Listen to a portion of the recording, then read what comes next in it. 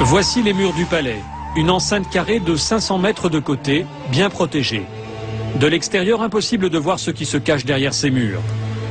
Voici la porte d'entrée. Ce palais a été construit il y a 6 ans.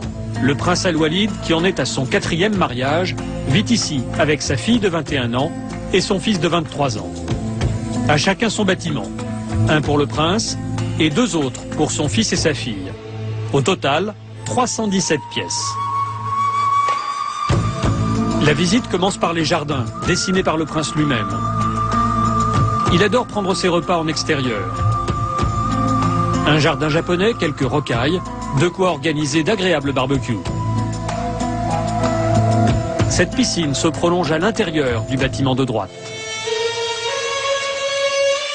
C'est le jardin secret du prince Al-Walid, le hall africain. Ici, la lumière est jaune, c'est normal, c'est pour faire savane.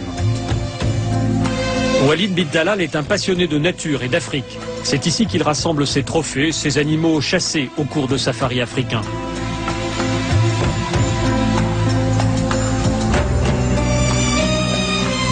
La visite continue par des couloirs souterrains. Tous les bâtiments sont reliés entre eux par un réseau en sous-sol. Il y fait plus frais. Et voici le complexe sportif privé du prince. Il s'y rend tous les soirs pour nager dans cette piscine. Il peut y faire des longueurs de 30 mètres ou se lancer de son plongeoir de 5 mètres.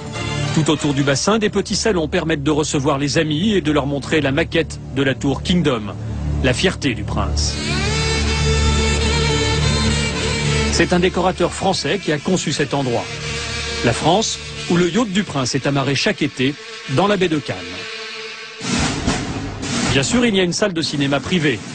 Le prince est un amateur de films américains et côté français, il adore Louis de Funès. Et quand il faut partir, le prince peut choisir. Il change de voiture tous les jours.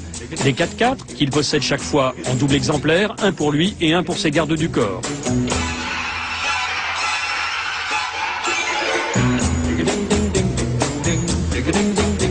Celle-ci n'est pas en double, c'est la Rolls-Royce du prince.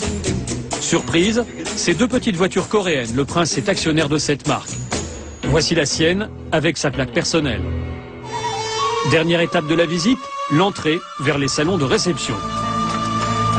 Régulièrement, le prince invite ses hôtes de marque, des membres de la famille royale, mais aussi des chefs de tribu venus de toute l'Arabie Saoudite. Et ce qui se dit dans ces salons a de bonnes chances de remonter jusqu'aux oreilles du roi. Notre visite s'arrête là. Le prince ne nous a pas laissé filmer ses appartements privés.